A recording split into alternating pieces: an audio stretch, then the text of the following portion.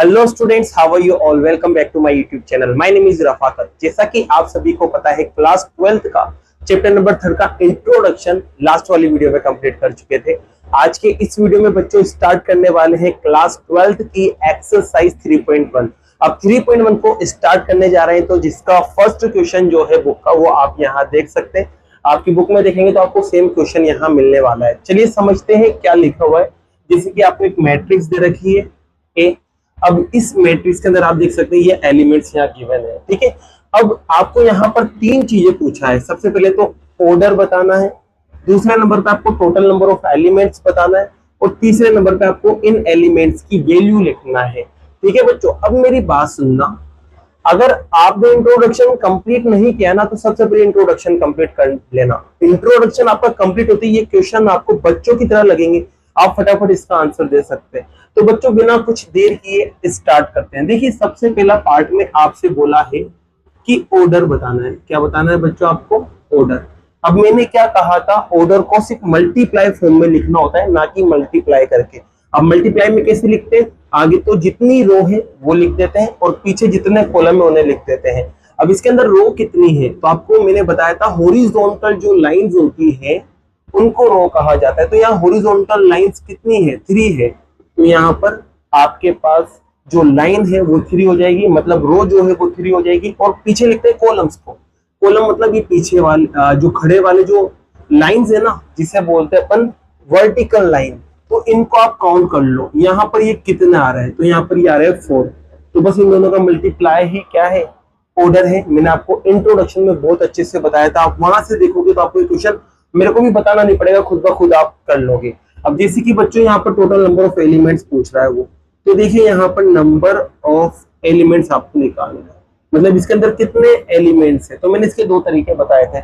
एक तो यहाँ से काउंट कर लो, काउंट करोगे तो कितना आएंगे? 12 आ जाएंगे। और या इन दोनों को मल्टीप्लाई करके लिख दो, आपको पता चल जाएगा। तो मैंने बताया था कि इन दोनों को मल्टीप्लाई करके लिख दिया जाता है, जिससे आपको टोटल नंबर ऑफ एलिमेंट पता चल जाएंगे। तो मल्टीप्लाई करेंगे तो कितना आएगा? 12, और यहाँ काउंट करोगे तब भी क्या आएगा? 12, ठीक है।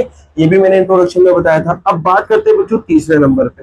देखो ये तीसरे नंबर पे आपको एक तो A13 निकालना है, मतलब एलिमेंट A13 कौन सा है, एलिमेंट A12 कौन सा है, A21 सॉरी, फिर एलिमेंट A33 कौन सा है, फिर एलिमेंट आपके पास A24 कौन सा है, और फिर एक और एलिमेंट है आपके पास कौन सा? 23। इन्हें चेक करना है। तो देखिए बच्चों इसको भी समझ लो, ये भी बहुत इजी चीज है।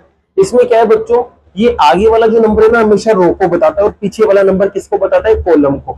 तो कहने का मतलब फर्स्ट रो और थर्ड कॉलम में जो कॉमन एलिमेंट है ना वही A13 होगा, फर्स्ट रो और थर्ड कॉलम के अंदर। ऐसी इसके अंदर बात करेंगे, सेकेंड रो और फर्स्ट कॉलम के अंदर जो एलिमेंट होगा कॉमन वाला वही A21 होगा। A33 की बात करें तो थर्ड रो और थर्ड कॉलम में जो कॉमन एलिमेंट होगा वो क्या कहलाएगा आपके पास? A33। अब जैसे कि लिखते हैं A13 की बात करते हैं, तो पहली रो को पकड़ो सबसे पहले। तो बच्चों देखो पहली रो आपके पास यहाँ पर इससे करते हैं, पहली रो आपके पास ये रही, देख सकते हो पहली रो ये है। अब कॉलम कौन सा लेना है? थर्ड। तो थर्ड कॉलम 1 2 3, तो थर्ड कॉलम ये रहा। तो अब इनमें देखो कॉमन क्या आ रहा है, आप देख सकते हैं ऐसे कॉमन आ रहा है 19। तो यहाँ पर A13 आपके पास क्या होगा? 19। ऐसे अब आप इसको पता कर सकते हैं। सेकेंड रो आपके पास ये रही, और कॉलम कौन सा लेना है? फर्स्ट। तो ये फर्स्ट कॉलम गिरा। तो इसमें देखो कॉमन का है, यहाँ आ रहा है देखो कॉमन, क्योंकि दोनों लाइन यही मिल रही है, तो कॉमन आपके पास आ गया 35 वाला, ठीक है। अब इसको आप इजीली निकाल सकते हो, थर्ड रो और थर्ड कॉलम। थर्ड रो और थर्ड कॉलम पे देखो क्या दिख रहा है? -5। ऐसे इसकी बात करें 24 की, तो सेकेंड रो और फोर्थ कॉलम तो आपको मिलेगा 12, तो ये लो 12 आ जाएगा। और ऐसी सेकेंड रो और थर्ड कॉलम, देखो सेकेंड रो ये रही और कॉलम थर्ड ये वाला है, तो आपके पास आएगा 5/2। क्या आ जाएगा बच्चों? 5/2। तो यहाँ देख सकते हैं बच्चों, यहाँ पर आपके पास ये कुछ एलिमेंट्स आपको मिले। तो इसी के साथ आपका ये फर्स्ट क्वेश्चन क्या होता है? कंप्लीट होता है। लेते हैं बच्चों नेक्स्ट क्वेश्चन को। जैसा कि बच्चों क्वेश्चन नंबर 24 आप यहाँ देख सकते हैं। क्वेश्चन नंबर 24 की लैंग्वेज को समझते हैं, आपसे क्या पूछा गया है। जैसे कि इसमें लिखा हुआ है, if a matrix has 24 elements, मतलब एक मैट्रिक्स है जिसके अंदर 24 एलिमेंट्स है। अब इसने कहा है what the possible order it can have. अब इसके कितने पॉसिबल ऑर्डर हो सकते हैं ये आपसे पूछा है, ठीक है। और एक और क्वेश्चन इसी के अंदर जोड़ दिया है, अगर इसके अंदर 5 एलिमेंट्स है तो फिर इसके अंदर ऑर्डर कितने होंगे ये आपको बताना है। अब इसको समझने से पहले बच्चे एक एग्जांपल को लेते हैं। जैसे कि एग्जांपल में मैंने लिया एक मैट्रिक्स ले लिया जिसके अंदर मैं 6 एलिमेंट ले लेता हूँ। क्या ले लेता हूँ? 6 एलिमेंट। जैसे कि एक मैट्रिक्स है, इसमें 6 एलिमेंट मैंने ले लिए 1 2 3 4 5 6। ठीक है, ये मैंने 6 एलिमेंट ले लिए। अब आपसे कहा इसका ऑर्डर बताओ, तो ऑर्डर में देखो सीधी सी बात है, रो और कॉलम को मल्टीप्लाई कर देते हैं। तो 2 रो है और कॉलम कितने हैं बच्चों? 3 कॉलम है, तो इन्हें मल्टीप्लाई करेंगे तो 6 एलिमेंट यहाँ आ चुके हैं। इसका मतलब ये है कि यहाँ पर जितने भी एलिमेंट्स है ना, जितने भी एलिमेंट्स है उनका मल्टीप्लाई। अब जैसे कि इसमें एलिमेंट आपको बोल दिया था मैंने कि 6 लेना है, तो उनका मल्टीप्लाई 6 आना चाहिए। तो इसका मतलब ये है कि इन 6 एलिमेंट को मैं और अलग तरीके से भी लिख सकता हूँ। मतलब मेरे को ऐसे सोचना है कि मल्टीप्लाई करने पर 6 आ जाए। तो मल्टीप्लाई करने पर 6 तो 3 इंटू 2 भी होता है, इसका उल्टा कर दे तो बच्चों यहाँ पर 3 इंटू 2 भी 6 ही बनेगा। अब इसका मैट्रिक्स बना के बताऊं मैं आपको, तो इसका मैट्रिक्स इजीली बन सकता है। अब यहाँ पर देखो अपन को क्या करना है, इसको जमा देना है बस। जैसे कि 1 2 3 और इसके अलावा 4 5 6। तो देख सकते हैं यहाँ पर आपको 6 एलिमेंट्स दिख रहे हैं। ऑर्डर मैंने बदला, मल्टीप्लाई करने पर 6 आया, तो 6 वाली ऑर्डर में से बना सकता हूँ। या फिर और सोचो आप कि और किन नंबर को मल्टीप्लाई करने पर 6 आ रहा है, तो जैसे कि 1 इंटू 6 भी तो क्या होता है? 6 होता है। तो इसका भी मैं मैट्रिक्स बना सकता हूँ। तो इसका मैट्रिक्स कैसे बनेगा? 1 2 3 4 5 6। कोमा नहीं लगाते बेटा, यहाँ ध्यान रखना है ना। तो ये 6 हो गया। तो यहाँ देखो एक तो रो है और 6 क्या है यहाँ पर? कॉलम। तो कहने का मतलब जब भी ऑर्डर की बात हो और आपको जो भी टोटल एलिमेंट दे रखे, तो बस आपको सोचना है कि किन किन को मल्टीप्लाई करने पर ये आ रहा है। जैसे कि 2 और 3 को मल्टीप्लाई करने पर ये आ रहा था, तो एक ऑर्डर आपके पास ही हो गया। 3 2 को मल्टीप्लाई करने पर 6 आ रहा है, तो एक ऑर्डर ही हो गया। 1 और 6 को मल्टीप्लाई करने पर ये आ रहा है, तो एक ऑर्डर ही हो गया। और 6 इंटू 1 करूंगा मैं इसको, तब भी मल्टीप्लाई करने पर 6 आएगा। तो आपके पास कुल मिला के देखो यहाँ पर आपको ये सोचना है कि किन किन को मल्टीप्लाई करने पर जो भी गिवन है वो आ जाए। तो यहाँ पर देखो आपके पास पहली कंडीशन है, इसमें जो टोटल एलिमेंट्स है बच्चों वो कितने हैं? 24 है। कितने हैं? 24। अब यहाँ पर अपन को ऑर्डर पूछे गए हैं कि इसमें ऑर्डर कितने होंगे। तो बस अब आपको ये सोचना है कि किस किस को मल्टीप्लाई करने पर 24 आता है। तो जैसे कि बच्चों स्टार्टिंग करते हैं 1 से। अब बताओ 1 को किससे मल्टीप्लाई करूं कि 24 आ जाए? तो आप कहोगे सर 1 इंटू 24 हो जाएगा। इसका रिवर्स भी करके लिख दो बच्चों। जैसे कि 3 2 था, 2 3 हो चुका है, वैसे आप कर सकते हैं। तो इसका मतलब मैं 24 इंटू 1 भी लिख सकता हूँ। ठीक है, अब इसी और बात करें, अब 2 पे जाते हैं। 2 को किससे मल्टीप्लाई करके 24 आ जाए, क्योंकि टोटल ये है, इस बार इसको लाना है मुझे। तो 2 को मैं 12 से मल्टीप्लाई करूंगा तो क्या जाएगा बच्चों? 24। और इसका उल्टा भी लिख दे बच्चों। क्या कर दे? उल्टा भी अपन लिख दे, तो ये बन जाएगा। अब 3 के पास चलते हैं। तो 3 के पास जैसे जाएंगे बच्चों, तो 3 को किससे मल्टीप्लाई करके 24 आ जाए? तो आप कहोगे सर 3 को आप 8 से मल्टीप्लाई कर दो, 24 आ जाता है। तो इसको उल्टा करके फिर से लिख सकते हैं बच्चों अपन 8 इंटू 3। अब इसके बाद 4 की टेबल में भी देखो 24 आता है, तो मतलब मैं लिख सकता हूँ 4 इंटू 6 या फिर 6 इंटू 4 भी लिख सकता हूँ। ठीक है बच्चों, 4 के बाद आप आएंगे 5 पर। 5 वाला आपको, क्योंकि 5 की टेबल में 24 आता नहीं, तो 5 वाला नहीं मिलेगा। 6 की टेबल में आएगा तो 6 वाला अपन लिख चुके हैं। 7 की टेबल में 24 नहीं आता। 8 की टेबल में आता है तो 8 वाला लिख चुके हैं। 9 की टेबल में 24 नहीं आता, लेकिन 10 की टेबल में भी नहीं आता। 11 की टेबल में भी नहीं आता। 12 की टेबल में आता है तो 12 वाला अपन लिख चुके हैं। जैसे ही आधा हो जाए ना बच्चों, बस खत्म कर दो। 12 तक आपने देख लिया, काफी है। तो बस यही पॉसिबल ऑर्डर इसके होंगे और यही आपका क्या है बच्चों? आंसर है। आई बात समझ में? अब देखो यहाँ पर एक और चीज बोला है कि अगर टोटल एलिमेंट आप क्या ले लो? 5 ले लो। क्या ले लो बच्चों? टोटल एलिमेंट आप ले लो 5।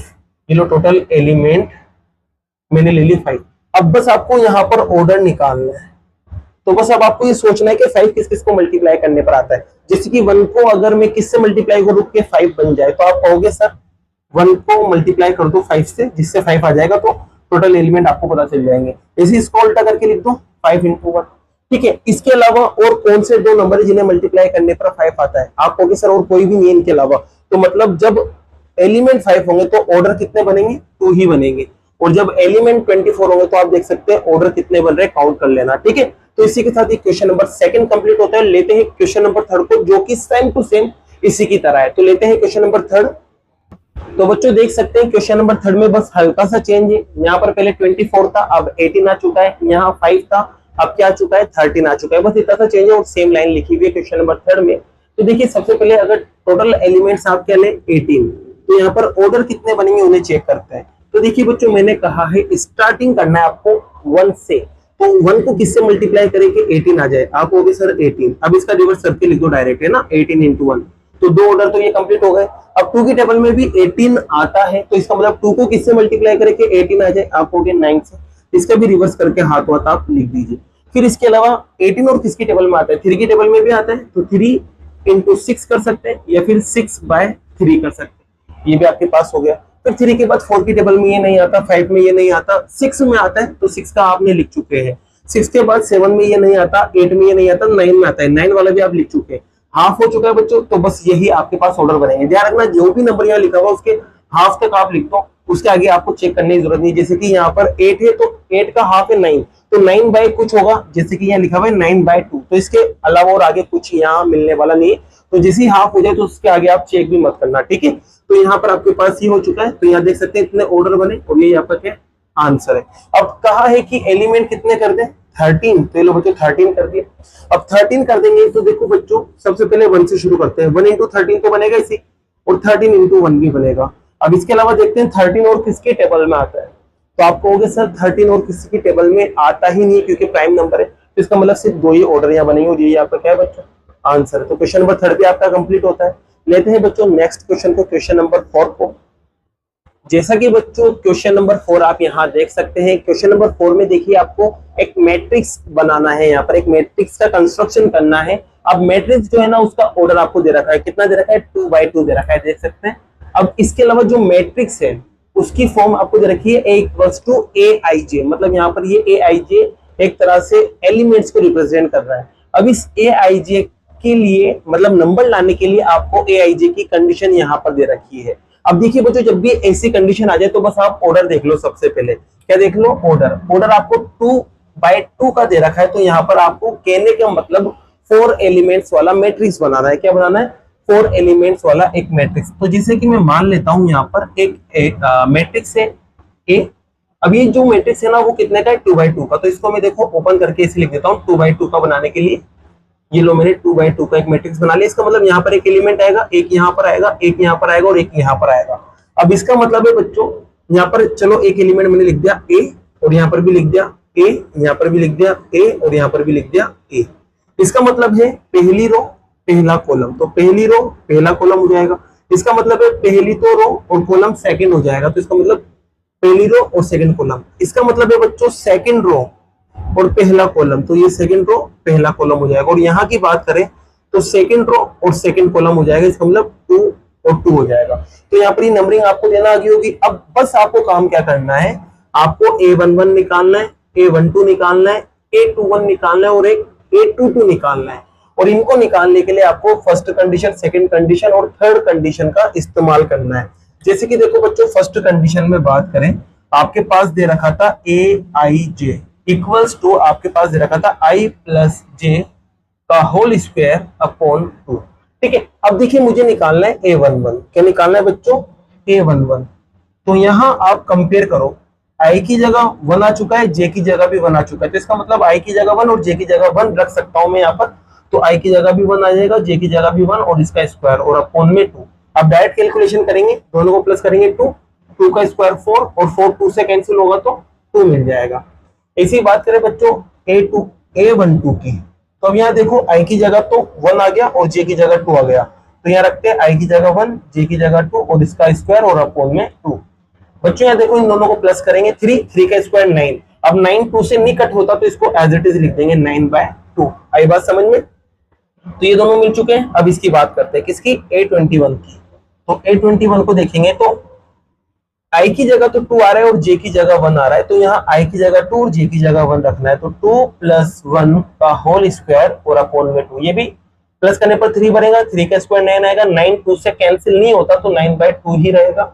ऐसे आगे जाएंगे बच्चों आप, तो आगे जाने पर आपको मिलेगा A22।